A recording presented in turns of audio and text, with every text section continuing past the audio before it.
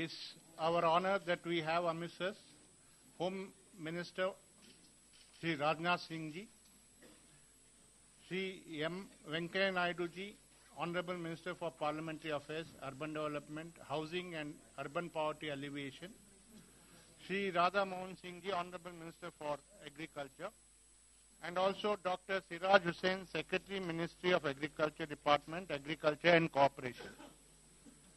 First, the Home Minister, Honorable Home Minister, will make his remarks.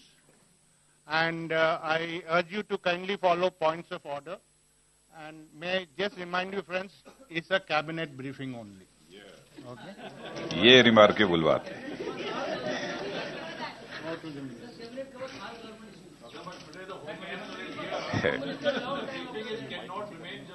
No, but Yeah.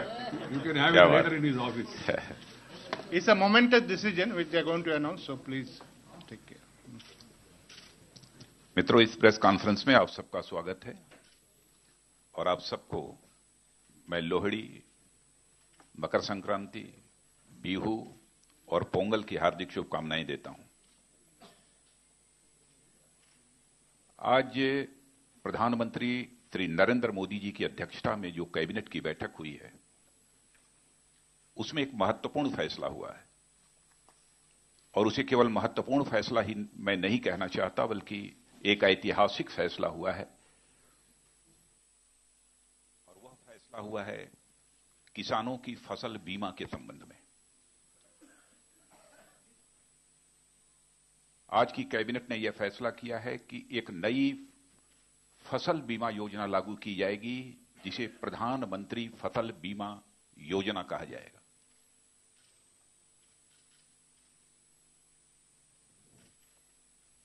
आप सभी जानते हैं कि मौसम की मार के कारण किसान की फसल बर्बाद हो जाती थी,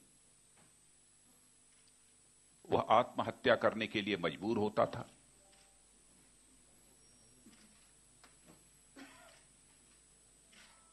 तो इस मौसम की मार से किसानों को बचाने के लिए यह प्रधानमंत्री फसल बीमा योजना एक सुरक्षा कवच का काम करेगी।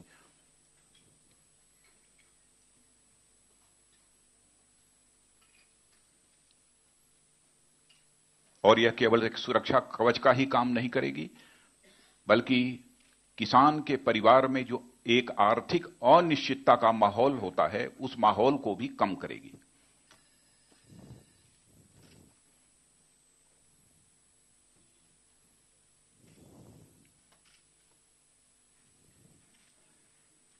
वैसे इसके पहले भी कई बीमा योजनाएं थी। एक नेशनल एग्रीकल्चर इंश्योरेंस स्कीम जो कि 2000 में लागू हुई थी, उसके बाद 2013 में एक modified national agriculture insurance scheme लागू हुई थी। फिर भी सारे हिंदुस्तान में इंश्योरेंस का कवरेज 23% यानी 23% से नहीं बढ़ पाया था।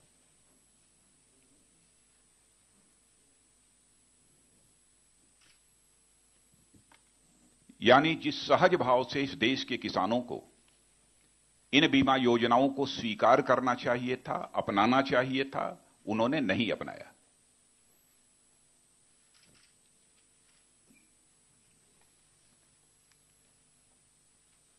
इन पहले की दोनों इंश्योरेंस स्कीम्स की जिन विसंगतियों के कारण किसानों ने इसे नहीं अपनाया, उन सारी विसंगतियों को दूर कर इस नई प्रधानमंत्री फसल बीमा योजना में हम लोगों ने कुछ नए प्राविधान किए हैं।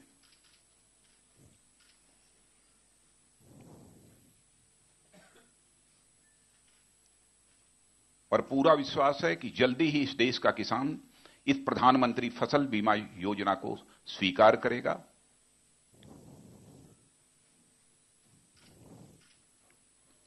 और उसके जिंदगी में आने वाले बहुत बड़े आर्थिक अनिश्चितता के माहौल से उसे छुटकारा मिलेगा।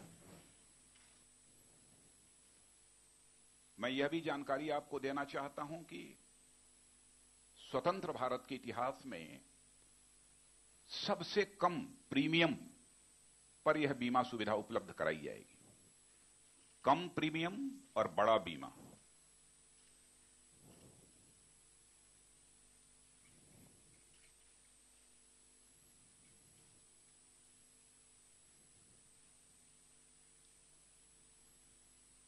और मैं समझता हूं कि देश के किसानों की परचेजिंग कैपेसिटी बढ़ती है, रूरल डिमांड यदि बढ़ता है, तो हम सभी जानते हैं कि भले ही वैश्विक स्तर पर यानी ग्लोबल इकोनॉमिक रिसेशन ही क्यों न आ जाए,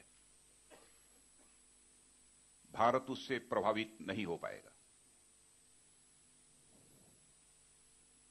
इसीलिए मैंने कहा कि बहुत एक बड़ा ऐतिहासिक फैसला हमारे प्रधानमंत्री जी ने लिया है। हमारे दाहिने तरफ हमारे भारत सरकार के कृषि मंत्री श्री राधा मोहन सिंह जी हैं। इस संबंध में डिटेल्ड आपको जानकारी देंगे। और हमारे कैबिनेट के वरिष्ठ मंत्री श्रीमान वेंकैया नायडू जी भी यहां पर मौजूद हैं। अंग्रेजी में भी उसकी जानकारी आप सबको देंगे और इससे संबंधित जो भी सवाल आप पूछना चाहेंगे उसके उत्तर भी आपको प्राप्त होंगे। धन्यवाद। राधा मोहन सिंह जी। मीडिया के मेरे मित्रों, सबसे पहले मैं देश के किसानों की ओर से आदरणीय प्रधानमंत्री जी के प्रति, सरकार के कैबिनेट के प्रति कृतज्ञता ज्ञापन करता हूं। हम आभारी हैं, देश के किसान आभारी हैं कि प्रधानमंत्री फसल बीमा योजना नाम की एक नई योजना शुरुआत की गई है। हमारे बीच यहां उपस्थित हैं आदरणीय राजनाथ जी, और देश के गृह मंत्री के नाते आपके दिमाग में भी बात चल रही होगी, लेकिन आप इस देश के पूर्व कृषि मंत्री भी रहे हैं, जिनके समय बीमा के विसंगतियों को दूर करने के लिए कई प्रयत्न शुरू किए गए थे। फिर आप आदरणीय वेंकैया नायडू जी को देखने से आपके दिमाग में जाती होगी कि नगर विकास के मंत्री हैं, लेकिन आपके ध्यान में मैं लाना चाहता हूं कि ग्रामीण विकास मंत्री रहे और किसानों की लगातार चिंता करते रहे। और इन दोनों के सहयोग से, पूरे कैबिनेट के सहयोग से, मोदी जी की सरकार ने, प्रधानमंत्री जी ने जो उपहार दिया है, निश्चित रूप से एक प्रकार से किसान की जो फसल है, खेती है, उसको सुरक्षित किया है। और हम कह सकते हैं कि सुरक्षित फसल यदि है तो समृद्ध किसान होगा। सुरक्षित फसल, समृद्ध किसान। अभी तक जो योजनाएं बीमा की चल रही थी अपने देश में, उसमें 15% तक मैक्सिमम प्रीमियम देना पड़ता था।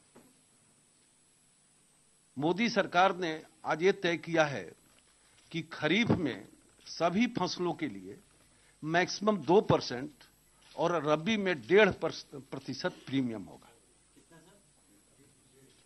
खरीफ में 2% और रबी में 1.5%, और पहले 15% तक था। यानी पहले ज्यादा लगाओ और कम पाओ, और अब कम लगाओ और ज्यादा पाओ। एक जो और विसंगति थी, वो विसंगति थी कि कैपिंग था। राज्य सरकार को, भारत सरकार को ज्यादा लोड न पड़े, इसलिए यदि किसान का नुकसान 30,000 रुपये का फसल हुआ 1 हेक्टेयर का, तो 11% की कैपिंग थी, और उसके कारण उसके पूरे नुकसान की भरपाई नहीं होती थी। और आपके ध्यान में होगा कि हमारी सरकार जब आई तो हमारा मंत्रालय था क्या? कृषि मंत्रालय। नाम बदला कृषि एवं किसान कल्याण मंत्रालय। और इसको ध्यान में रखते हुए ये जो सूखा पीड़ित किसानों को, आपदा पीड़ित किसानों को जो छोटी सहायता, एक इमीडिएट राहत के रूप में जो दिए जाते थे, उसके भी नॉर्म्स चेंज किए गए किसान के वेलफेयर के लिए। पहले यदि किसी राज्य में सूखा पड़ता था, आपदा आती थी, तो यदि वो 2000 करोड़ मांगता था तो हम 200-300 करोड़ देते थे। अब उसके नॉर्म्स में बदलाव होने के कारण हम 1,500-1,200 करोड़ दे रहे हैं। दूसरा जो ये बीमा है, इससे हम उसके क्षति का पूरा भरपाई करते हैं। जो राज्य आपदा है, राष्ट्रीय आपदा कोष है, उससे हम थोड़ी बहुत राहत देते हैं, उसके बर्बादी की भरपाई नहीं करते हैं। तो उसकी भरपाई जिस योजना के तहत होना चाहिए, बीमा योजना के तहत, फसल बीमा योजना के तहत, इसके कैपिंग के कारण नुकसान यदि 30,000 का हुआ, 50,000 का हुआ और उस जिले में प्रीमियम ज्यादा है, तो सरकार पर ज्यादा बोझ नहीं पड़े तो 11% के कैपिंग के कारण नुकसान की पूरी भरपाई नहीं होती थी। उसको इस नई बीमा योजना के अंतर्गत उस कैपिंग को हटा दिया गया है और अब जितना नुकसान होगा उसकी भरपाई करेगी और राज्य सहायता के द्वारा उसकी भरपाई करेगी। इसी तरह से पहले जो योजनाएं चल रही थी उसमें जैसे धान की हम खेती करते हैं तो पहले उसका बीज बोते हैं और फिर उसको निकाल के तब धान की रोपनी करते हैं। तो बीमा की पहली योजना में जो रोपनी किया उसके बाद जो फसल खड़ी हुई उसकी ही नुकसान होने पर ही हम भरपाई करते थे। इसमें प्रावधान किया गया है, इसका जो प्रावधान है उसमें सोइंग ऑफ सीड्स, उस सीड्स के पौधे भी यदि नुकसान होते हैं तो उसकी भी भरपाई इस नए प्रधानमंत्री बीमा योजना के अंतर्गत किया जाएगा। इसी तरह से ये पोस्ट हार्वेस्ट नुकसान भी इसमें शामिल किया गया है। जैसे धान की कटनी हुई और खेत में 5 दिन 7 दिन उसको यदि छोड़ दिया गया, पहले खड़ी फसल पर ही होता था, लेकिन अब पोस्ट हार्वेस्ट नुकसान भी इसमें शामिल किया गया है कि उस बीच में भी यदि प्राकृतिक आपदा आ गई तो उसकी भी भरपाई इस बीमा योजना के अंतर्गत की जाएगी। और जो सबसे बड़ी बात है कि अभी तक ये 20 से 22-23% तक किसान इससे आच्छादित है। पूरे देश में काफी प्रयत्न होने के बाद उसके पीछे कारण था कि प्रचार प्रसार की कमी थी, तो उस पर पूरा जोर दिया जाएगा और नई टेक्नोलॉजी का इस्तेमाल किया जाएगा। और जो पंचायतों के अंदर जो तहसीलदार होते हैं वो जो क्रॉप कटिंग के जो आंकड़े वगैरह लाने में काफी समय लगते थे, तो सबको स्मार्टफोन मुहैया कराया जाएगा, फिर मोबाइल ऐप के द्वारा उस आंकड़े को जल्द इकट्ठा किया जाएगा और नई टेक्नोलॉजी का भी इस्तेमाल किया जाएगा। कुल मिलाजुलाकर देश के किसानों के लिए इतनी अच्छी योजना है, इतनी बड़ी योजना है कि किसान इसके कारण जो नुकसान होते थे, हम उन मुद्दों की ओर नहीं ले जाना चाहते हैं, लेकिन किसान ने, किसी ने कर्जा लिया, खेती की और उसका समाप्त हो गया और साल भर के बाद उसको पैसा मिल रहा है और इस 10 दिन 15 दिन में कितने परिवार समाप्त हो गए, इसके आंकड़े आप बराबर करते रहते हैं। तो ये इस सिस्टम के मुताबिक उसके नुकसान की पूरी भरपाई होगी, जल्दी भरपाई होगी। सरकार को चाहे जितनी भी इसमें राज्य सहायता देनी पड़ेगी देगी। तो किसानों के लिए ये अमृत योजना यदि इसको कहा जाए तो अतिशयोक्ति नहीं होगी। कम लगाओ ज्यादा पाओ, सुरक्षित फसल, समृद्ध किसान, इस भाव से पूरे देश के अंदर ये योजना निश्चित रूप से प्रभावी होगी और राज्य सरकारों का भी हमें अच्छा इसमें समर्थन मिलेगा। इसके पहले भी हमने राज्य सरकारों से काफी चर्चा की है और मुझे पूरा विश्वास है कि देश के किसान समृद्धि की ओर बढ़ेंगे। Friends, personally, as a person coming from a village, I feel extremely happy today, individually also, because this is a scheme which is awaited since long, to be frank, since my childhood. We used to have 2 dreams. One is Kisan Fasali Bhima Yojana, insurance to get an assurance, Bhima to have the Dhima, confidence. Second is linking of the rivers across the country. That used to be my dream when I came to politics. My friend, senior colleague Sri Rajnath Singh, while being a Minister for Agriculture, has made some attempt in that direction. But today, the Honorable Prime Minister, keeping in view the aspiration of the farmers across the country, has taken this path-breaking decision and Cabinet has approved it. The Prime Minister himself has suggested lowering of the premium. The farmers across the country will be very happy about the same, because I know the pulse of the farmers from the villages. Secondly, there is no level playing field for the farmers. Nature, natural calamities. The farmers become victims of the natural calamities. Flood, drought, cyclone, inundation. All these things affect adversely the farmers. They don't have any protection from them except some nominal support given from time to time by different governments. Today, this path-breaking measure will take care of them by providing them the necessary assurance through this insurance cover. What are the highlights of this? Some of them have been explained. Number one, farmer share of premium will be substantially reduced. This is number one. Second, capping on actuarial premium and reduction in sum assured will be totally removed. Earlier, they used to insure only a limited amount because they know the state or the center has to take the extra burden. Today, there is no cap. The third one is all the districts will be allotted to insurance companies on cluster basis for a longer duration to ensure uniformity in implementation of the scheme. This is also very much required. The fourth one, to ensure accurate, quicker assessment of crop loss, use of smartphone based applications have been made mandatory.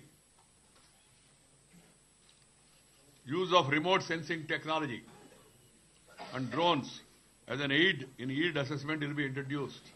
This is again a historic move because you know the crop cutting experiment, how difficult it is because each farmer's thing or each village and all, we don't have that much infrastructure yet. So we have to depend on the insurance company's mercy. But today, with this new directive, it will be quicker assessment, and then as there is remote sensing technology, drones and use of smartphone, it will be more and more accurate. The fourth one is widening the scope of perils covered under localized calamities for payment of schemes based on assessment of losses at individual farm level. Because sometimes cyclone means the entire area and all. But here, even if there is a, inundation, submersion of water, because of water, even that also is covered under scheme. That's why it's going to help farmers at large, and the calamity coverage has been extended. Friends, there is going to be a small problem that will be taken care while forming the guidelines. That is, some of you who are familiar with the agriculture activity know that there is large-scale tenancy in the agriculture operations nowadays. Farmers, they give land on lease to others. And nobody will be willing to give a tenancy certificate. So states like Andhra Pradesh, even Kerala had made some experiments. States will be advised to provide certificates. Farmer will not give. No farmer will give a certificate saying, I have given my land to this man for tenancy and all, because it will have its own implications. If the state gives a certificate, or the panchayat system and all, that their interest also will be taken care, because it's one area which is agitating the minds of the tenancy farmers. We have practical experience in that. Then friends, added to this, the highlights is one season, one premium. The second one is insurance amount cover fully covered. The third one is on-account payment. Full. There is no scope for anybody to do mischief. It will go to the account. Then localized risk coverage, hailstorm, landslide, inundation, as I told you. These may appear to be small for us. For those people whose lands are affected, it is very important. So localized. Then post-harvest losses coverage also. Sometimes you cut the crop and before you do the threshing, then a calamity occurs and the farmer loses everything. because there is no loss of crop as such. So normally people say crop insurance is not covered. But here, up to threshing, this also will be covered. Post-harvest losses coverage. This has happened recently in Telangana and other places. Suddenly after cutting and all, when you take it to what you call that open field, then the prevented sowing coverage is also allowed. Use of technology for quicker settlement of claims. And then awareness.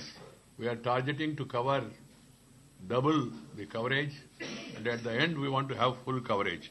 Friends, I would like to add one more thing and remind you all, the Honorable Prime Minister from the day one after he took over as the Prime Minister has been thinking about the vulnerable sections. उन्होंने कहा गांव, गरीब, किसान, मजदूर, महिला और युवा ये हमारा प्रायोरिटी है ऐसा कहा. हर एक क्षेत्र में उन्होंने उस दिशा में कुछ न कुछ कदम उठा रहे. जन सुरक्षा योजना, जनश्री बीमा योजना, जनधन योजना, even this Mudra scheme and all are in that direction. One important decision that was taken after the government took over is with regard to the natural calamities, damage that happens. Earlier the coverage used to, unless 50% crop is damaged, you are not eligible. That area is not eligible. Now that has been reduced to 33% earlier. Home Minister is the chairman of the Natural Calamities Higher Level Committee. Second is, if somebody by misfortune on account of this calamity dies, the compensation used to be 1,20,000 rupees. The Prime Minister has enhanced it to 4 lakh rupees. Then coverage for cattle, milch animal, coverage for the house, coverage for the cattle shed. All these things are also included now under the coverage, and those people who are affected in the natural calamities, particularly in the rural area, poor people, artisans also, they will also be compensated. So couple these two things together. One is the crop insurance scheme. The other one is taking care of the people who are affected in natural calamities. This is going to help the rural community to larger extent. And I am sure with the cooperation of the states, because the remaining premium has to be borne 50% by center, 50% by state. Because you can't expect the insurance companies to service the insurance through 2% and 1.5% premium. It will not be serviceable and it will not be viable. So the remaining thing will be borne by Government of India. Huge burden is coming. In the backdrop of the financial position, this is really a historic step that is being taken. Because you are all aware when we came to power, we had a fiscal deficit, revenue deficit, trade deficit, current account deficit, above all trust deficit. One after another, we are coming out of these deficits, and the finance minister has been kind enough to accept this. Otherwise, you know, whatever we may say, we are from agriculture community, Rajnath ji, myself, Radha Mohan Singh ji, we want the premium to come down further. But at the end of the day, somebody has to bear the bill, finance minister. So unless the finances are improved, the government will not be able to do. But still, because the Prime Minister is convinced, he has understood the sufferings of the people, today this historic decision is taken. I hope the states also will join this program and will make it success. And if there are any problems in the future with regard to implementation of this, the center and states, they will sit together. Fortunately, we have a very able and understanding secretary also for the agriculture. We will be able to take this scheme forward and make it success. That's this thing. As I told you personally, like me, millions of the farmers across the country, they will all be very happy about this scheme. I would like to really thank the Honorable Prime Minister for the initiative he has taken. एक छोटा सा announcement है. The Cabinet today has approved the setting up of Empower Committee of Secretaries under the chairmanship of Cabinet Secretary in order to process the recommendation of the 7th Central Pay Commission. That is for information. No discussion on that. The third one is the Cabinet also has approved India becoming a member of the country of the International Energy Agency, Ocean Energy Systems, IEA, OES, by signing the implementing agreement. The nodal agency for the membership would be Earth System Science Organization, National Institute of Ocean Technology, ISO, NIOT, under the Ministry of Earth Sciences. This initiative is to advance research, development and demonstration of technologies to harness energy from all forms of ocean renewable resources as well as for other uses also. This is also just for information. Thank you, sir. Now, we'll take a few questions. Let's start with Sisir. Yeah. Sir दो सवाल हैं। पहला तो ये कि इसमें आपने natural calamity को कवर किया, जो मैनमेड कैलामिटीज होती हैं, जैसे आगजनी हो जाए या जंगली जानवर हो जाए, तो क्या उससे नुकसान जो होगा क्या वो भी कवर होगा?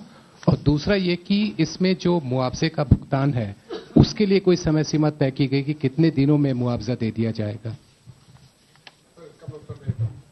ये प्राकृतिक आपदाओं और इंसेक्ट और पेस्ट डिजीज के सापेक्ष जो है आपको इंश्योरेंस देता है।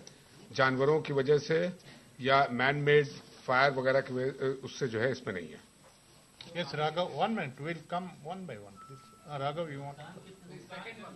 Okay. सेकेंड पॉइंट जो आपका है 25% तो तुरंत भुगतान होगा, और बाकी क्रॉप कटिंग वगैरह में जो समय लगता था, जो नीचे से जो पंचायत तहसीलदार होते थे, रिपोर्ट देने में विलंब होता था, तो हमने ये तय किया है कि नीचे की इकाइयों में सबको स्मार्टफोन देंगे और उसके माध्यम से हम जल्दी से जल्दी उसके आंकड़े मंगाएंगे और जल्दी से जल्दी भुगतान कराएंगे और आगे चल के रिमोट सेंसिंग, ड्रोन आदि की भी व्यवस्था करेंगे। हाँ, 25% तुरंत ना जो भी पेमेंट होगा वो सीधे उसके अकाउंट में पहुंचेगा। Yeah, 1 minute. Please hold on. Raghavendra, you raise your hand. Sir, इसका फाइनेंशियल इम्प्लीकेशन क्या है सेंटर के लिए? और चूंकि जो भी सेंटर के लिए फाइनेंशियल इम्प्लीकेशन है वही स्टेट्स के लिए भी होगा, सो कितने स्टेट्स के साथ आपकी बातचीत हुई है before announcing this? How many states are on board for this? नहीं, इसमें कई बिंदुओं पर जो विसंगतियां थी उसके लिए सभी राज्य सरकारों के अधिकारियों से, कृषि मंत्रियों से भी हमारी सरकार आते घोषणा की गई थी कि 15-16 में हम एक नई कृषि बीमा योजना लाएंगे, और इसके लिए 1 साल तक लगातार एक्सरसाइज हुए हैं और सबके राय लेकर किए गए हैं ये सभी राज्य सरकारों से। अब ये जो राशि कवरेज बढ़ेगा तो अगले 2-3 साल में राशि निश्चित रूप से बढ़ेगी, ज्यादा बढ़ेगी, और हर योजना में हम देखते हैं कि हर राज्य सरकार या भारत सरकार अपनी बजट आगे ले जाती है, और किसान के लिए तो सब लोग चिंतित हैं।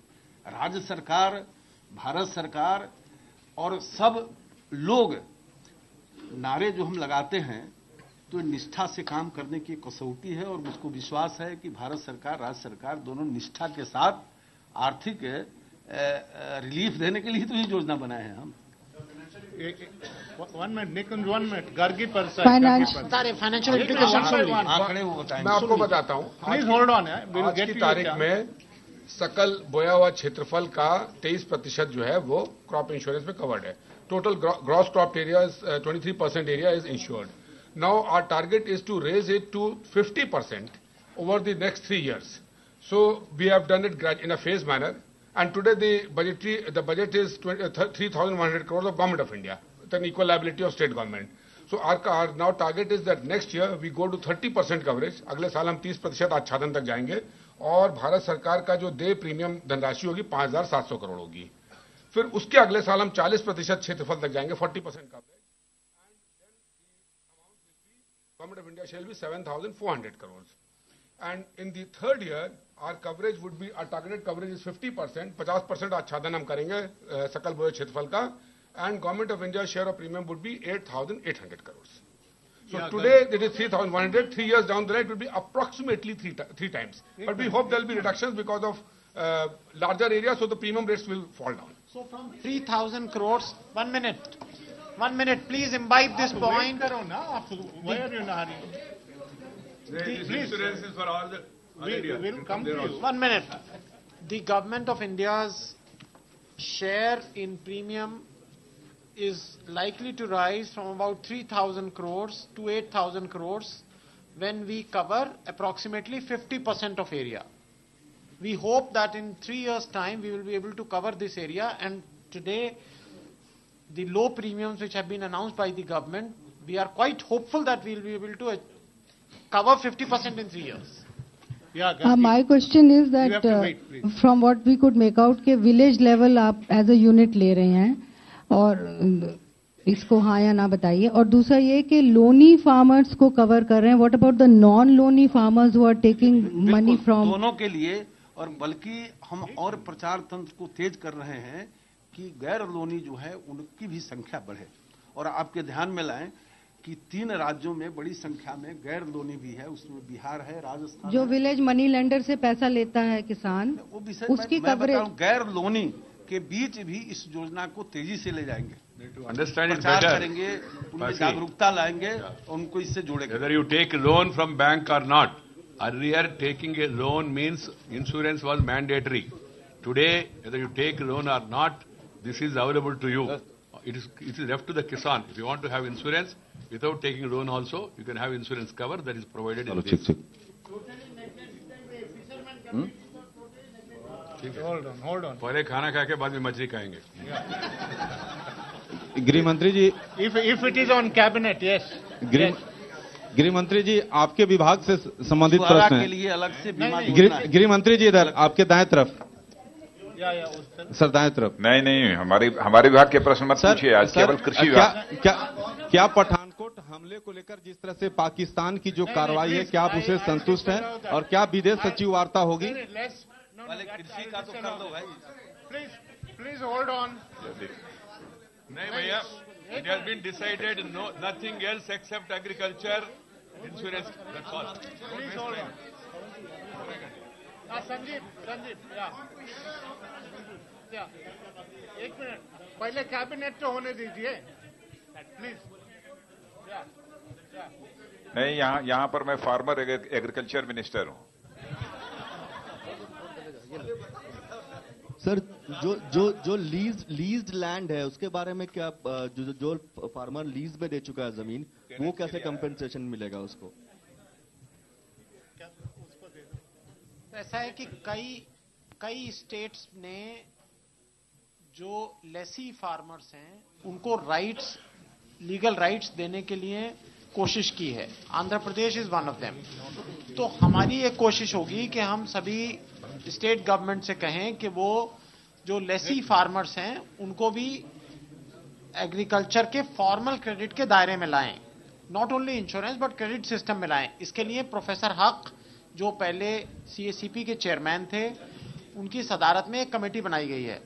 उस पर अभी एक बहुत बड़ा सेमिनार आयोजित किया गया था और सिक्किम में एक कॉन्फ्रेंस की जा रही है 17 और 18 तारीख को। सिक्किम में इस बारे में सूबाई हुकूमतों के साथ बातचीत की जाएगी। स्टेट गवर्नमेंट से we will be talking to them and taking their views on how to increase the coverage for farmers who do not have land in their own name. Hello Siraj ji, I just मैं अभी उसको supplement करूंगा। देखिए, this tenant farmers are recognized as licensed cultivators and loan eligibility cards will be given to them provided if the states make necessary legislation or rules में change वगैरह बनाए तो। Andhra Pradesh licensed cultivators act 2011, this is followed. Kerala also is being followed. The same thing will be adopted by other states also. Once they are given a card, they will be covered. As of now, there is no direct, because tenancy is, is a dedicated. Hello. Naidu ji, I am from Northeast. Important question. Actually, huge farmers are being killed and put to trouble in the marginal areas of Northeast for soil erosion. Is there any special package for them or the Kishans in Northeast? That is a backward area. Friends, I have a special request to all of you. We know every day we give a lot of space to politics, to other issues and all. For a change, we should really focus on the real issue of the farmers and agriculture. This thing, soil erosion, that has to be taken care by the river water resource minister. मैं बताना चाहूंगा कि अभी सिक्किम में, नहीं, एक minute, उनका जो सवाल था, सिक्किम में पूरे देश और नॉर्थ ईस्ट के सभी कृषि मंत्रियों को बुलाया है और कृषि से संबंधित जितनी समस्याएं हैं उसमें लैंड लीज पॉलिसी भी है या पूर्वोत्तर की समस्या उन्होंने बताई। सब पर हम विस्तार से 3 दिन चर्चा करने वाले हैं, उसका समाधान निकालने वाले हैं। 1 minute on crop insurance. 1 minute. एक खरीफ फसल से फसल से लागू क्रॉप इंश्योरेंस 1 अप्रैल नेक्स्ट खरीफ सीजन, हाँ बताए ना, खरीफ सीजन जो शुरू होगा don't write first April, kharif season रखिए। 1 अप्रैल का अर्थ दूसरा होता है। Sir, 1 minute, I'll come Venkaya ji, sir, you spoke about giving all district to insurance companies as clusters. Can you please explain what does that mean, and who are these insurance companies who you have already shortlisted, sir? ये जो अभी तक व्यवस्था थी कि हर जिले की company जो टेंडर होता था तो प्रीमियम राशि जो होता था हर जिले का अलग अलग होता था। हमें 15-20 जिलों का एक क्लस्टर बनाने वाले हैं जिसमें कम रिस्की जिला भी हो और ज्यादा रिस्की जिला भी हो, और पूरे देश में एक ही प्रकार का हमने दिया है कि वो प्रीमियम का रेट रहेगा। तो रेट में भी पहले अंतर होता था, किसी जिला में कुछ, किसी जिला में कुछ।